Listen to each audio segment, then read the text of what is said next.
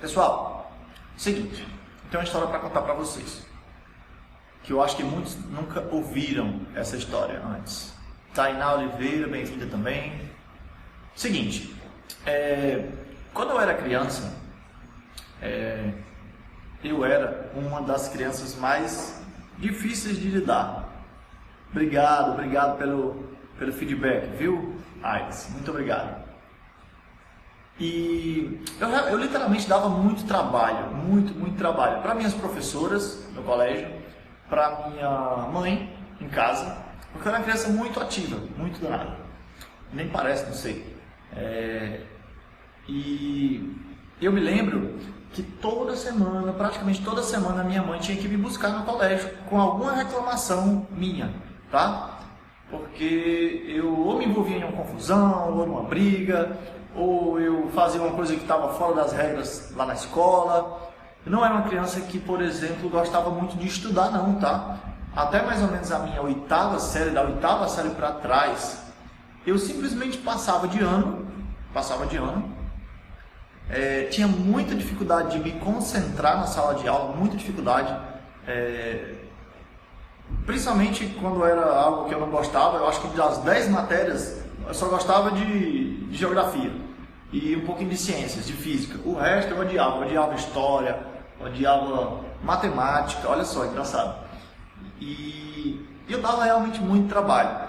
E eu me lembro que lá em casa, meus pais nunca tiveram condições financeiras de, por exemplo, comprar livros novos para mim. Eu sempre fui o filho mais novo, então eles compravam os livros para minha irmã e aí depois passava para minha outra irmã, a do meio, e por último os livros ficavam para mim. Dificilmente eu tinha livros novos. E assim, era realmente bem difícil nesse período. Claro, meu pai sempre prezou por conseguir me colocar em um colégio privado. Nunca estudei em escola pública, mas era um colégio privado dos mais baratos que tinha no meu bairro. Então até a oitava série eu era literalmente um problema em todos os aspectos. Só queria jogar videogame, só queria jogar bola na rua, não queria nada com estudo. A minha mãe tentava de tudo. Eu me lembro que ela fazia questionários comigo, que eu odiava aqueles questionários. Quando tinha prova de história, que era o que eu tirava a nota mais baixa, ela ficava horas e horas me perguntando aqueles questionários que eu tinha que decorar e eu nunca conseguia decorar. Era um martírio para mim, a época de escola. E a minha mãe tentou de tudo. Foi quando eu entrei mais ou menos na oitava série e a minha mãe me inscreveu, já depois de tentar várias coisas, ela me colocou num curso de informática, que inclusive era um curso de informática para crianças, pode-se dizer, carentes, aqui na minha região. E aí fizeram uma prova. Eu morava num bairro em Fortaleza que se chamava Conjunto Ceará. Para quem sabe, é um bairro que não é dos mais elitizados. E aí eu fiz uma prova. Eu me lembro que eu tirei um 2,5 nessa prova. Tinha uma prova de português e matemática para conseguir entrar nesse curso de informática. Eu tirei um 2,5, tão aplicado que eu era na prova, nas disciplinas que foram aplicadas. E mesmo assim eu passei. Com 2,5 eu ainda consegui ficar entre os acho que eram 30 pessoas que passavam por esse curso de informática. Gente, aí de lá pra cá, da minha oitava série, quando eu entrei nesse curso de informática, até hoje a minha vida mudou totalmente. Olha como uma pequena coisa modifica. Eu me lembro que quando eu vi um computador na minha frente pela primeira vez nesse curso de informática, eu fiquei maluco. Tipo assim, era algo surreal na época. Eu me lembro que era o Windows 95, estou denunciando a minha idade. Eu fiquei maluco, aquilo era fascinante. Eu comecei pela primeira vez eu me interessei por algo que não era jogar bola nem jogar videogame. Eu me interessei por estudar alguma coisa. Esse algo foi a informática.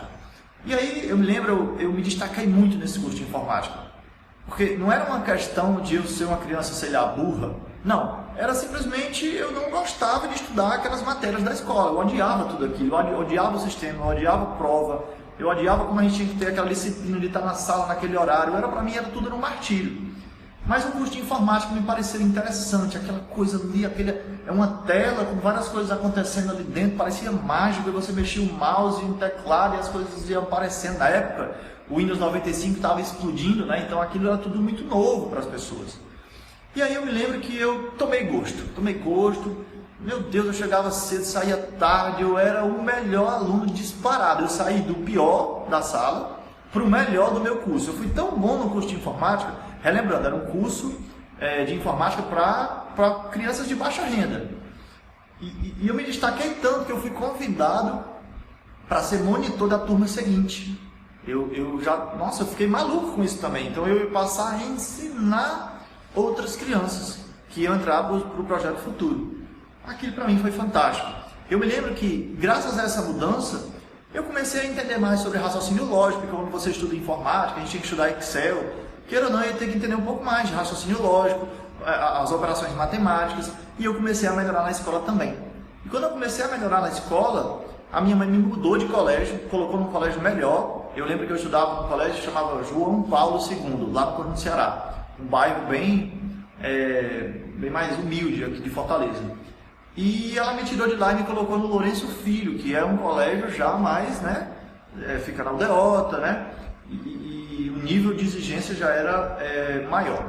Mas eu achei o colégio fantástico, os professores eram incríveis, eram totalmente diferentes do meu colégio lá de bairro. E eu peguei gosto também, eu disse, meu Deus, eu não acredito que eu não gostava de história. Eu me lembro que eu detestava tanto história, que eu não queria nem assistir a aula, o professor ficava falando, e eu ficava fazendo outra coisa. Mas quando eu entrei no Lourenço Filho, o professor me deixou fascinado. Olha como um professor muda tudo, né? Eu ficava assim, ó, eu me lembro que a primeira aula foi sobre as guerras napoleônicas. E ele interpretava Napoleão lá na frente, gritava, e eu ficava assim de boca aberta, assistindo a aula, achando aquilo tudo fascinante. E eu me lembro que as minhas notas foram lá para cima. Eu achava que eu era uma criança burra, depois eu descobri que eu, na verdade, detestava os professores, detestava aquele colégio. E quando eu entrei em um outro melhor, e no curso de informática também, enfim, eu tomei gosto pela vida, comecei a estudar, de lá para cá tudo mudou. E aí, lógico, como eu gostava muito de informática, eu estava me destacando no curso, passei a estudar também, né, no meu ensino médio, estudar mais, eu entrei para a faculdade, a faculdade que eu me formei foi telemática. É uma faculdade que ela não é uma engenharia, né? Ela é um curso superior e você se torna tecnólogo em telemática, né? Pelo IFCE. Antigamente era escola técnica, aí depois se tornou Cefet e atualmente é o IFCE. E aquilo, quando eu entrei naquela faculdade de telemática, você estudava o quê? Estudava telecomunicações e informática. Eu era o mais nerd da sala, gente, muito, muito, muito nerd. O que eu tinha de não querer nada, digamos assim, meio que vagabundo na minha infância, não queria estudar muito. Quando eu entrei na faculdade, eu era o nerd, aquele cara que chegava cedo, que estudava tudo que o professor queria, fazia todos os trabalhos, só queria estar perto de quem estudava. Então eu me lembro que eu era assim, era tão nerd, que nem amigos eu fazia direito. Eu só queria saber de estudar. Chegava em casa e ia estudar, só tirava nota boa. Minhas notas na faculdade, nossa, eram exemplares, era 9, 10, eu queria ser o primeiro da sala. Isso eu já vinha de uma cultura de quando eu, entrei no Lourenço Filho, porque lá no Lourenço Filho o nível era maior, os professores eram melhores, eu já queria também ser o primeiro da sala. Eu me lembro que no primeiro e no segundo ano, eu fui o primeiro da sala em alguns dos semestres, né? Em alguns quando saiu o boletim eu ficava feliz em ser o primeiro. Quando eu entrei no terceiro ano eu já não consegui mais ser o primeiro da sala nenhuma vez, porque eu entrei numa turma especial e aí na turma especial o negócio era mais complicado mesmo. Mas mesmo assim eu só tirava boas notas. E aí, com a faculdade de informática, né, como eu entendia muito de informática, gostava muito dessa parte de programação, eu comecei a trabalhar como analista de sistemas. Eu comecei a desenvolver software. Então eu trabalhei por 11 anos criando sistemas, eu chamo de sistemas de gestão para a empresa. Então eu tinha que entender como a empresa funcionava. Olha só, isso com 18, 19 anos de idade. Eu entrei na faculdade com menos de 18.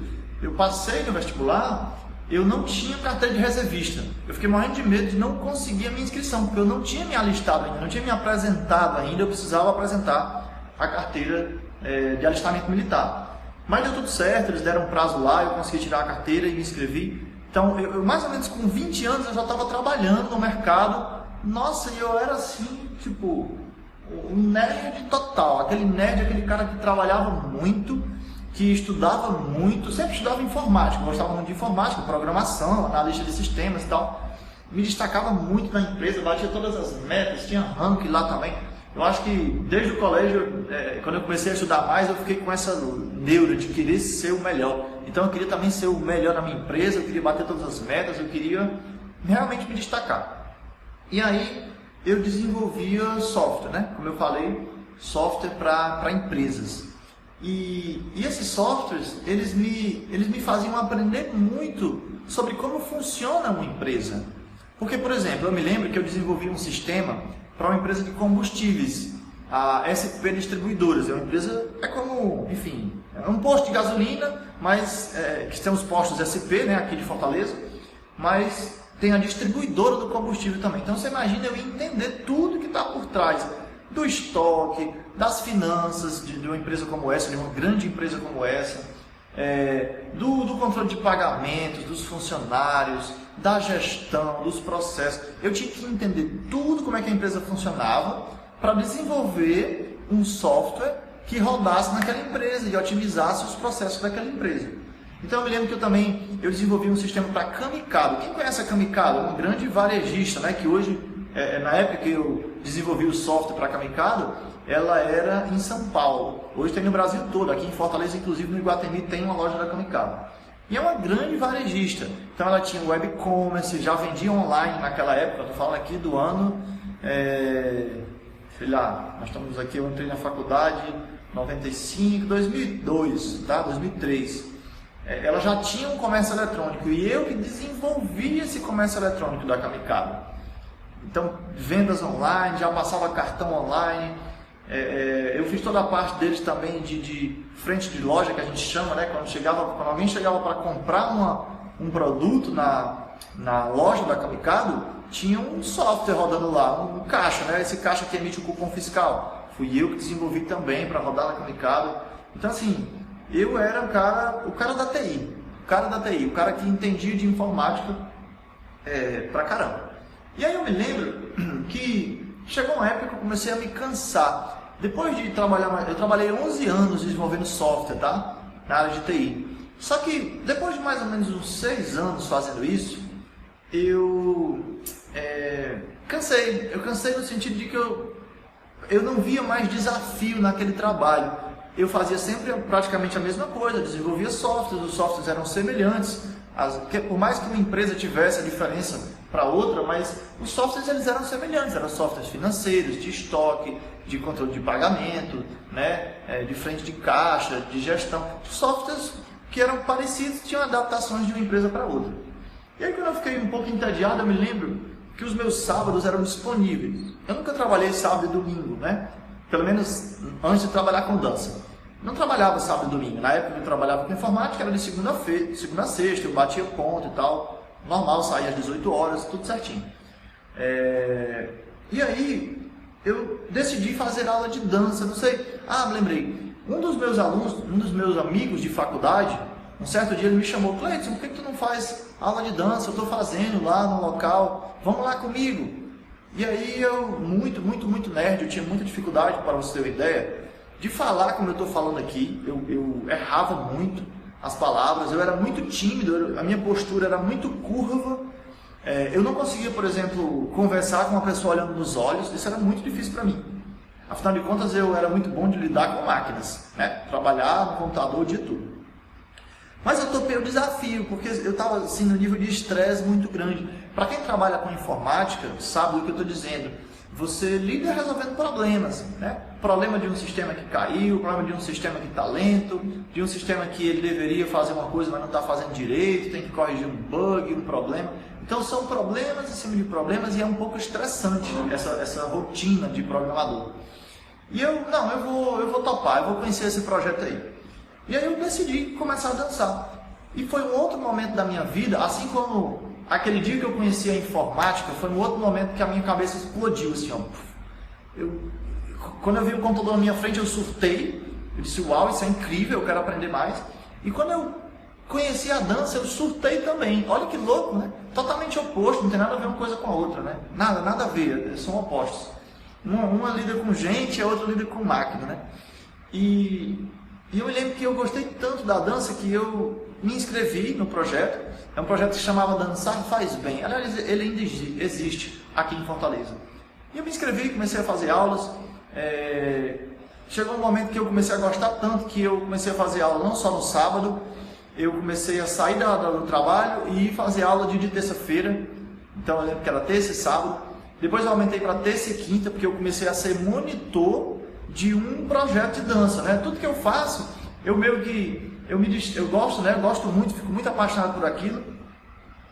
Acabo me destacando e alguém me convida para dar aula. E isso me agrada muito, porque eu gosto de dar aula, eu gosto de ensinar. Eu me lembro que quando eu era criança eu aprendi a jogar xadrez e eu disse assim para o meu cunhado que me ensinou: algum dia eu vou ser professor de xadrez. E aí quando eu aprendi informática, eu também dizia para os meus professores e dizia para minha mãe: eu vou ser professor de informática. E aí quando eu aprendi a dançar, eu dizia para todo mundo: eu vou ser professor de dança. Nesse caso aconteceu, né? Eu nunca fui professor de informática, nem de xadrez, nem das outras coisas que eu aprendi, mas de dança eu acabei me transformando. Talvez foi a que eu mais me identifiquei. E aí eu comecei, como eu falei, né, fazer aulas nesse projeto. Esse projeto ele é incrível, eu me lembro que quando eu conheci o projeto, eu fiz amizade com um grupo grande de pessoas. Então só na minha turma tinha mais ou menos umas 40 pessoas, eram 20 homens e 20 mulheres. E eu fiz amizade com muita gente. Isso para mim era incrível, porque, como eu falei, como eu era muito nerd, eu ia do trabalho para casa, de casa para o trabalho. E trabalhava com máquinas, então não tinha muito contato com pessoas. Não tinha amizade demais. Eu conhecia os meus colegas de trabalho, mas daí eles serem meus amigos, não. A dança foi diferente. Na dança, eu me lembro que quando eu comecei, eu era tão nerd. Gente, entendam nerd no sentido, não no sentido ruim. Eu ainda sou um pouco nerd, eu até gosto. Mas eu era tão assim, centrado, eu era tão metódico, digamos assim, que eu entrava na sala, fazia aula de dança, e quando a aula terminava, eu desaparecia, eu ia embora. Claro, na minha cabeça, acabou a aula de dança, não tenho mais nada para fazer aqui. E aí eu me lembro que, com o tempo, eu fui percebendo que dançar era conhecer pessoas, né? Era estar nesse convívio social, digamos assim. E fui ficando mais, quando terminava as aulas, eu fui fazendo amizade, passei para os bailes, para os eventos, né?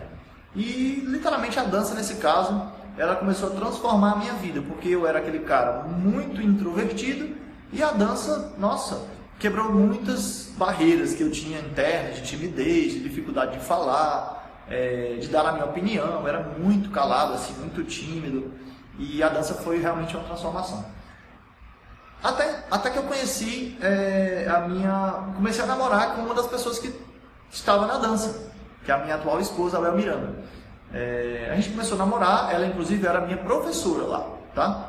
E a gente passou um tempo assim, a gente nem estava disponível, digamos assim. Ela tinha namorado dela, eu tinha a minha, e ela era só minha professora, mas depois que eu fiquei solteiro e ela também, deu certo que a gente acabou se conhecendo. Evoluiu, a gente foi se gostando cada vez mais, a gente casou, e eu me lembro que, na verdade, foi antes do casamento, a gente decidiu começar a dar aula de tango, porque a gente começou a ensaiar tango, e o tango ele era, digamos assim, um estilo que ele não era muito praticado na nossa cidade.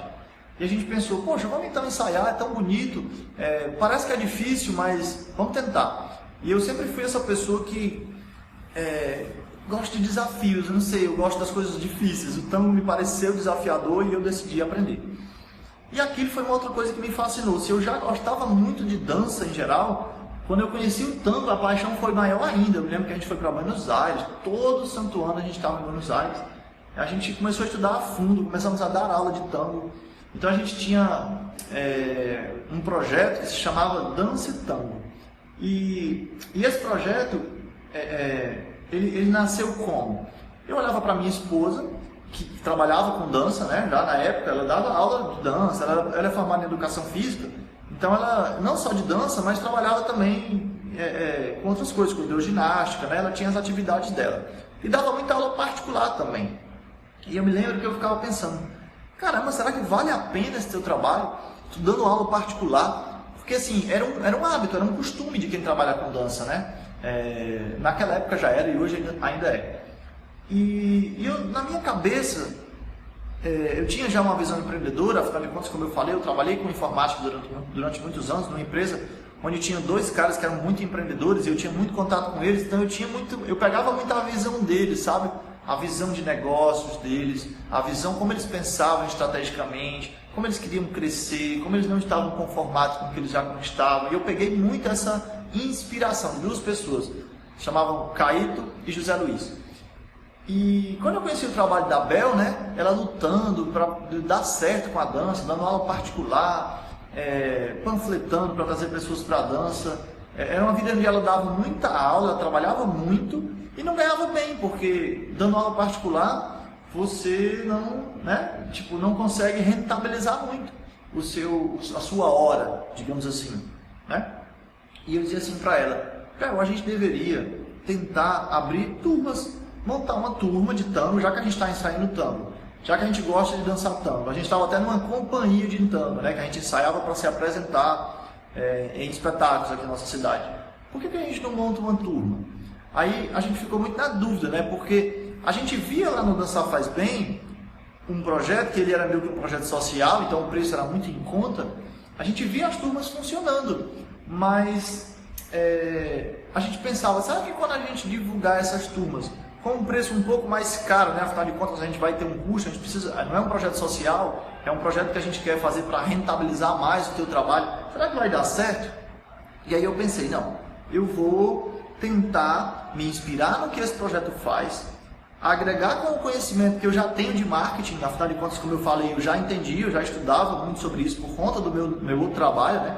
A gente tinha que desenvolver web commerce para vender, a gente tinha que desenvolver sistemas de vendas, então eu tinha muita noção já de como vender, já era uma pessoa mais desenrolada para isso, enquanto que a minha esposa não. A minha esposa, ela dizia para mim, eu odeio, eu não sei se ela dizia com essas palavras, mas eu detesto vender, ela falava. Não gostava de jeito nenhum de vender, de anunciar aulas, de ter que convencer uma pessoa a se inscrever, a pagar as aulas dela, ela não se sentia confortável com isso. Eu não tinha problema quanto a isso, já estava acostumado. Como eu falei, afinal de contas, eu trabalhava do lado de pessoas que eram vendedores, tinha lá o setor comercial e por aí vai. E quando eu decidi lançar a primeira turma de tango, lógico, a gente cometeu vários erros, foi a minha primeira tentativa. Mas mesmo cometendo muitos erros, já era diferente de tudo que eu conhecia. Porque até então, quando eu ia nas escolas de dança, gente, qualquer escola, tá? O que eu encontrava? Eu encontrava turmas mistas, ou seja, eu chegava lá, vamos supor que eu quisesse aprender forró. Só que já tinha pessoas naquela sala que dançavam há um mês, outras dançavam há 3 meses. Tinha gente que olhava que estava dançando muito bem, eu não tinha nem ideia de quanto tempo aquela pessoa estava lá. Eu só sei que ela já estava arrebentando. Dentro do meu entendimento, aquela pessoa estava dançando muito bem. E aí eu ficava extremamente desestimulado a participar daquela turma. Porque o próprio professor, ele não parava dentro da sala de aula. Ele ficava indo de aluno em aluno, tentando atender a demanda dele. Aquele cara que já dançava bem, ele ficava dando uma dica. O que estava começando, ele ficava ali, no meu caso, né, mostrando a base do forró, no caso. E ficava, né, tentando, igual aquele cara que trabalha no circo, que ele fica girando aqui os pratos, ó. Ele gira um prato, quando um está caindo, ele vai e gira o outro. Quando está caindo, ele gira o outro, ele vai ali dando conta dos pratos. Desse jeito é um professor quando ele tem uma turma mista. Ele tem que lidar com várias coisas ao mesmo tempo e acaba que ele não consegue dar atenção de verdade para ninguém. E aí aquilo me incomodava, eu fui para uma escola, não gostei porque encontrei isso. Aí eu fui para uma outra que eu gostei mais. Mas sabe por que eu gostei dessa outra escola? Isso que eu estou contando para vocês, gente, foi tudo antes de eu decidir abrir a minha turma, né, de tango, testar o meu método, né, que até então ele estava sendo criado.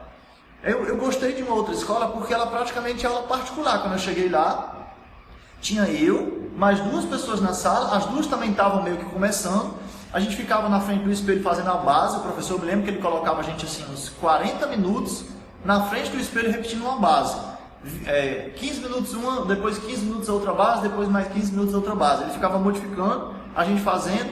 Tinha uma menina só na sala, então só tinha com ela para praticar. E Eu gostava mais porque eu sentia que o professor conseguia me dar atenção, mas era praticamente uma aula particular. E eu me lembro que na segunda aula eu dizia assim para ele: professor, eu queria aprender o peão. Para quem não sabe, o peão é um passo avançado do forró. E o professor, na inocência dele, disse assim: não, beleza, próxima aula eu vou te ensinar o peão. Olha, olha o nível do professor. E aí, quando ele foi me ensinar o peão na aula seguinte, que eu já tinha entendido as bases, já fazia as bases com uma das meninas na sala de aula, foi um desastre absoluto. Eu não consegui nada do peão, nada. Eu passei a aula inteira tentando acertar aquilo e não saiu. Claro, eu só sabia fazer a base, eu não tinha ritmo, eu não sabia conduzir, eu não tinha a menor noção do que estava fazendo. E o professor concordou em ensinar o peão para mim, fora de hora, né? Eu, na minha ignorância, queria aprender, e ele, na boa vontade, digamos assim, tentou me ensinar, e foi horrível, porque eu acabei desistindo. Eu percebi, olha, ingenuamente, eu achei que eu não levava jeito para dançar, nunca mais voltei, não lá naquela escola. Ou seja, as experiências que eu tinha tido tentando dançar foram frustradas pelo ambiente que eu encontrei, percebe isso? Ou eu encontrei um ambiente onde as pessoas tinham níveis diferentes, e isso era péssimo, porque eu não me sentia acolhido ali, eu não me sentia parte daquilo. Ou eu cheguei num local onde o professor tinha um método de ensino que ele não encurtava o meu tempo. Então foram frustrantes. E aí eu decidi: Bel, vamos fazer diferente? Vamos montar um curso, nós dois vamos tentar. Eu nem sei dar aula de tango direito, mas vamos tentar. Você já dá aula há muitos anos, eu dava aula de todos os estilos, ela já tinha um método de ensino que era interessante, era inclusivo, digamos assim, e vamos tentar. E aí, como eu falei, eu utilizei as estratégias que eu conhecia, de marketing, né, de vendas, e fiz matrículas antecipadas, e a gente conseguiu montar uma turma que eu me lembro que tinha 16 alunos. Gente, 16 alunos é muito para aquela realidade na época. Lembra que eu estou falando que quando eu chegava nas escolas, eu encontrava 3, 4 pessoas, entende? Escolas que funcionavam há anos aqui na minha cidade. Era aula particular, era aula para um grupinho de 3 pessoas. Então eu, com total inexperiência na área da dança, montei uma turma de 16 pessoas. Tem essa foto ainda, até hoje, tem as fotos de todas as nossas turmas, a gente sempre teve o hábito de tirar. E aquilo foi incrível, né? Aquelas 16 pessoas começaram a fazer aula com a gente. Eu me lembro, a gente dava aula em um refeitório. A gente afastava as cadeiras, era um local bem improvisado, e dava aula lá no refeitório. Quem nunca deu aula num local improvisado, né? Mas enfim, aquilo foi pegando gosto. A gente lançou uma segunda turma, lançou uma terceira turma, cada vez com mais resultado. E eu me lembro que a gente começou a pensar: caramba, tá dando certo. A Bel, ela estava dando menos aula particular e estava focando mais nessas aulas em grupo. Afinal de contas, agora a gente tinha uma estratégia de captação de alunos e ela estava recebendo muito bem, né? Muito melhor agora pelo trabalho dela. Afinal de contas, ela não precisava mais passar 1 hora dando aula para um aluno. Ela passava 1 hora dando aula para 16, 20, tinha turmas de mais de 20 alunos na época. Então a gente viu: poxa, você está ganhando mais e está trabalhando menos, porque ela pôde cancelar as aulas particulares dela. E aí, lembrando, eu ainda trabalhava com informática nessa época, tá? A gente dava aula à noite. Em paralelo, eu trabalhava com informática, como analista de sistemas, desenvolvendo software. E aí surgiu a oportunidade da gente alugar um ponto aqui na nossa cidade e abrir a nossa escola de dança, porque a gente pensou assim: caramba, se está dando tão certo com o tango, que é uma modalidade assim, sinceramente é mais difícil em Fortaleza de você encontrar uma pessoa que queira aprender a dançar tango do que forró, não dá nem para comparar. É muito mais fácil vender o forró do que vender o tango. Só que na época estava dando tão certo pro tango que eu pensei: mas então se a gente abrisse uma escola e ampliasse, e trabalhasse com balé, com dança do ventre, com todas as modalidades, né, de dança de salão, com salsa, com forró, vamos tentar. E aí a gente fez isso. A gente investiu na escola. Eu me lembro que foi muito difícil para abrir essa escola. A Bel teve que entrar para a gente pagar o calção do aluguel. Eu não me lembro exatamente, acho que a Bel teve que dar R$2.000 e eu tive que dar R$2.000 para a gente conseguir pagar esse calção. O ar-condicionado a gente parcelou, né? Passou lá no cartão, que eu tinha um cartão de crédito com limite, eu parcelei. E a gente inaugurou a escola assim, com uma sala de uma maneira bem precária. E a gente conhecia alguns professores, a gente decidiu fazer uma inauguração só com 6 turmas. Eu me lembro que tinha uma turma por dia. uma na segunda, na terça, na quarta, quinta, sexta e uma no sábado. Então a gente inaugurou a escola há 7 anos atrás, eram 6 turmas e foi um sucesso absoluto. Vocês não têm noção como uma empresa ela pode nascer um sucesso. Ela nasceu dando muito certo. Por quê? Porque o que a gente fez na inauguração dessa escola, nenhuma outra escola fazia. Enquanto, como eu falei, as outras escolas trabalhavam muito com aula particular, 1 a 1, cobravam, eu me lembro que as escolas cobravam uma mensalidade aqui de 150, 160 reais e davam desconto quando tinha casal, quando tinha um amigo, quando tinha não sei o quê. A gente entrou diferente, a gente repensou tudo. Não, vamos entrar, tudo bem, vai ser um valor mais em conta, mas vamos manter esse preço, não vamos ficar dando desconto não. De que adianta a gente cobrar 160 reais e a pessoa, quando vem com um par, com um grupo, ela paga menos. A pessoa inconscientemente ela pensa assim, não vale 160 reais, eles estão dando desconto, então na real vale só 100, tá entendendo? Então a gente entrou pensando diferente, a gente analisou, como eu falei, tudo que eu tinha visto que não funcionava bem, que me deu uma má experiência quando eu tentei fazer aula de dança e fez diferente. E deu muito certo. Gente, foi um sucesso absoluto, a escola lotada. Eu me lembro que a gente começou com 6 turmas, depois a gente passou para 7, 8, 9, a gente foi crescendo 10, 15 turmas. Claro, isso não foi do dia para a noite, a gente foi crescendo, né? Porque a gente começou só com uma sala. Para você ter ideia, nem recepcionista a gente tinha. Quem recebia o pagamento dos alunos era os professores. Eles estavam aqui dando aula, quando chegava um aluno, eles paravam de dar aula, recebiam um pagamento, voltavam da aula. E mais ou menos até a gente ter 100 alunos foi assim, a gente se virava, a gente só tinha uma sala, não tinha recepcionista, né, como eu falei, e a gente foi crescendo, até que a gente viu a necessidade de ter uma segunda sala. Na verdade, o nosso ponto, ele já tinha 2 salas, mas a gente utilizava só uma, porque a outra, ela tinha uma parede assim de gesso que dividia a sala. Então eu tive que falar com o proprietário. Você me autoriza a derrubar essa parede de gesso? Porque eu quero usar essa segunda sala como sala de aula também. E eu me espantei, porque ele disse, pode, claro que pode, a parede de gesso, não tem nenhum problema. Isso aí foi construído depois, o prédio nem tinha essa parede aí. Foi a empresa anterior que construiu para dividir a sala. E eu disse, uau, então pronto. Quando a gente ampliou para a segunda sala, foi incrível, porque a gente passou a ter 300 alunos, né? A gente tinha 2 horários agora para ocupar. E aí tinha várias modalidades. Resultado, a gente começou a trabalhar com balé também, balé adulto, as turmas lotadas, a coisa funcionando muito bem. E aí, eu me lembro que para a gente passar de 300 alunos, a gente precisou, aí sim, fazer um outro investimento, que foi alugar a sala do lado. Porque assim, quando você começa a ter muito aluno matriculado, se você chegar na marca dos 300 alunos, fica difícil você administrar isso sem uma recepção, sem uma organização. A gente lembra mais uma vez, a gente não tinha recepção, as pessoas pagavam antes da aula ali, a gente não tinha sistema, não tinha computador para controlar, eram umas fichas de papel mesmo, mas eu sou muito adepto de crescer devagar, né? Eu sou muito adepto do feito é melhor do que perfeito. A gente começa com o que tem, depois reinveste. Sempre foi assim na minha escola de dança, a gente sempre reinvestiu. E aí a gente decidiu reinvestir, no caso, investir na recepção. A gente alugou a sala do lado, fizemos a recepção e foi um grande sucesso também, porque a partir do momento que você tem uma pessoa trabalhando, recebendo os pagamentos, a gente pôde colocar uma catraca, porque para passar para 400, 500 alunos, que foi a marca que a gente superou quando a gente alugou a recepção, ficou tudo muito mais organizado, né? Ficou tudo mais profissional, digamos assim. E aí, em meio a esse sucesso todo, eu me lembro que eu estava em um congresso de dança, tá? Então, eu vou fazer uma pausa nessa história agora para entrar numa parte agora de como surgiu esse projeto aqui, esse projeto online, que eu estou contando a história para vocês, né? Que eu estou contextualizando para vocês. A gente foi para um congresso online e a gente conheceu um profissional que estava querendo desistir de trabalhar com dança. Enquanto eu e a Bel, a gente estava mortos de felizes com o resultado da nossa escola, a escola lotada, só crescia.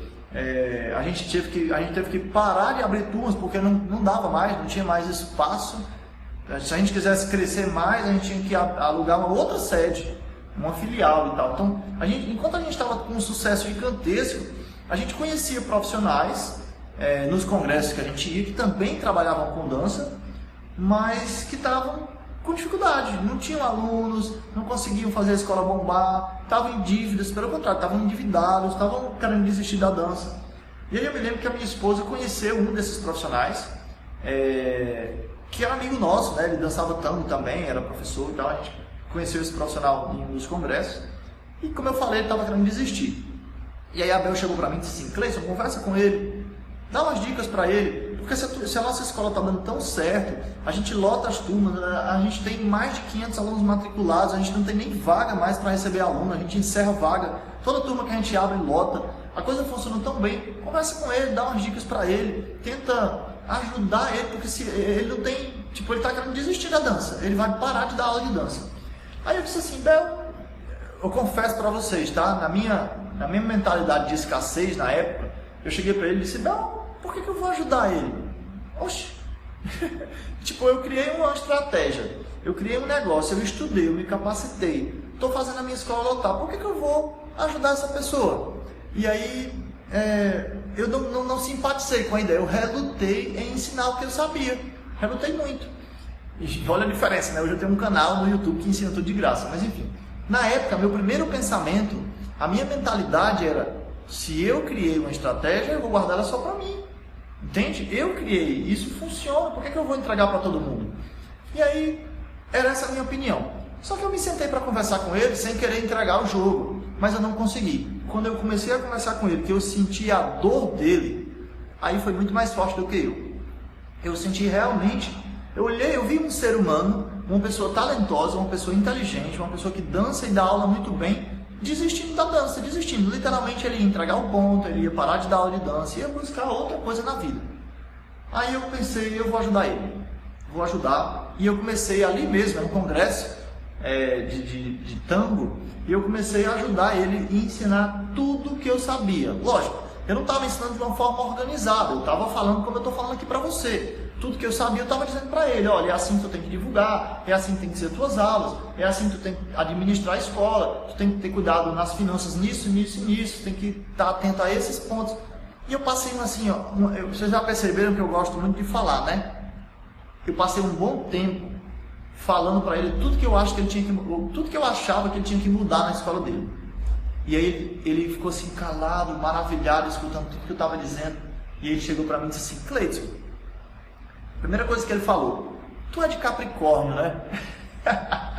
Eu rio demais quando ele falou isso, porque eu, sinceramente, eu nem acredito muito em signos, mas ele acertou, ele me assustou com a pergunta dele. Na real, ele estava querendo me dizer que eu tinha uma visão diferente, que eu pensava e tinha um comportamento, e tinha hábitos, e tinha métodos diferentes do que ele estava acostumado a ver, né? E ele ficou encantado com aquilo, ficou super motivado, de novo, né? Porque o conhecimento, ele é motivador. Quando você aprende algo que antes você não sabia, você se motiva, porque antes você não tinha uma estratégia, você estava de mãos atadas, você não enxergava, você estava cego. E aí quando o conhecimento ele vem, quando eu disse para ele o que ele poderia fazer, a motivação dele foi olhar para cima, porque se ele estava querendo desistir de trabalhar com dança, e agora ele tem uma estratégia para colocar em prática, ele não sabia o que ele ia fazer no dia seguinte, e agora tudo que ele precisava fazer é ir lá para a cidade dele e aplicar o que eu estava dizendo, ele tinha pelo menos uma forma de tentar de novo. Ele já trabalhava com dança há mais de 16 anos querendo desistir. Então a motivação dele foi olhar para cima. E aí, dito e feito, ele começou a ter muito resultado. Porque, claro, não terminou ali naquela conversa. Depois eu comecei a dar dicas pelo WhatsApp, comecei a gravar áudios dizendo como é que ele tinha que fazer. Eu realmente decidi ajudá-lo sem querer nada em troca.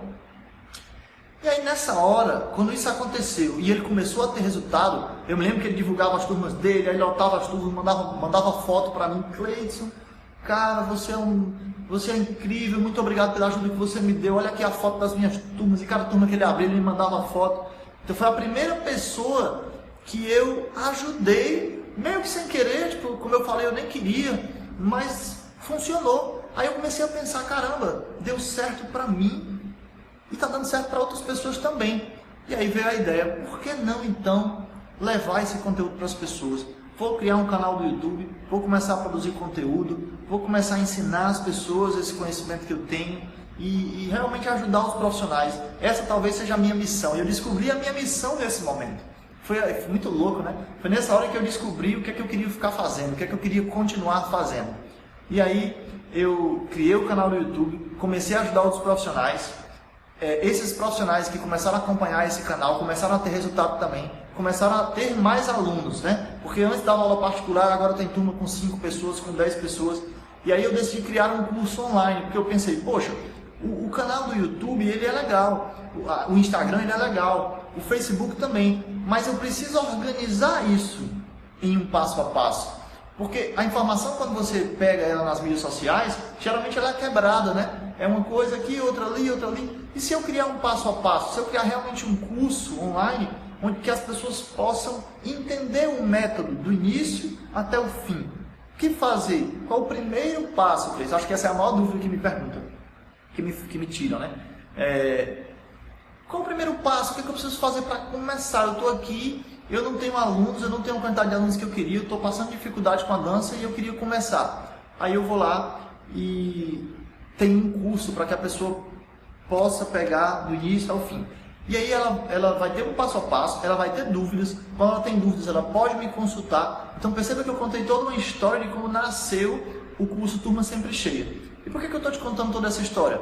Eu sempre estou querendo te fazer um convite, né? Nesse momento, eu não sei quando você está vendo esse vídeo, tá? Mas nesse momento estão abertas as inscrições para o Workshop Turma Sempre Cheia. O que é o Workshop? O Workshop é um evento gratuito que em 3 dias eu tento resumir o método Turma Sempre Cheia. De graça, eu te mostro lá online. Você está em casa, você acessa turmasemprecheia.com.br e entende a estratégia. Eu gravei isso para você de uma forma bem organizada, bem passo a passo. Quando você entende a estratégia, igual aconteceu lá com o Emerson, que foi a primeira pessoa que eu ajudei, a sua motivação vai lá para cima. Uau, agora eu entendi o que eu estou fazendo errado, agora eu sei o que eu posso fazer que vai me dar mais resultado. Então você, quando termina o workshop, você tem 2 opções. Você pode aplicar o que você aprendeu no workshop e você garantidamente já vai ter mais resultado, com certeza. E aí, uma parte dessas pessoas vai querer ir além. E aí vai querer adquirir o curso completo. Então, esse workshop, ele é uma preparação. Você assiste de graça, entende lá a estratégia. E quem quiser ir além, vai abrir as inscrições para o curso completo. Então, eu estou aqui para te contar essa história, para te fazer esse convite. Então, assiste sem compromisso, turmasemprecheia.com.br. Você vai entender a estratégia que eu criei durante anos. Foram 8 anos criando esse método que funciona, que muda a vida dos profissionais. Quem tiver dúvida se ele muda ou não, vê os depoimentos que tem no meu canal do YouTube, que tem aqui no Instagram, dos profissionais que já aplicaram, que tem turmas cheias agora, que consegue colocar 50 pessoas numa sala. Olha que louco! A pessoa estava acostumada a trabalhar com 5 pessoas, 4 pessoas por turma, e ela coloca 52 pessoas na mesma turma. Estou te falando um exemplo mais recente que eu vi, né? Que foi do Orlando, né? Ele nem escola tem, ele divulga lá. Criou uma página do zero, aplicou o método e colocou 52 pessoas na sala. E assim várias outras, os que têm escola também prosperando. Então eu te convido a conhecer esse caminho. Essa live foi para te fazer esse convite. Espero que vocês tenham gostado, tá bom? De entender até um pouquinho mais sobre a história, sobre essa trajetória, sobre como o Turma Sempre Cheia nasceu, né? Eu mostrei como ele nasceu, a origem dele, tá? E é isso. Quem tiver qualquer pergunta pode me enviar, pode falar comigo no inbox. Assista ao workshop Turma Sempre Cheia. Então corre, aproveita o teu tempo livre, assiste o meu melhor conteúdo. O workshop Turma Sempre Cheia é o meu melhor conteúdo. Se você gosta dos meus conteúdos aqui no Instagram, no YouTube, no Facebook, você vai surtar, você vai pirar quando você ver o conteúdo do workshop. Tá bom? Então gratidão a todos que compareceram, que deixaram suas mensagens, que ouviram, né, aqui a minha história, a minha longa história. E é isso, espero vocês já no workshop. Um grande abraço, pessoal!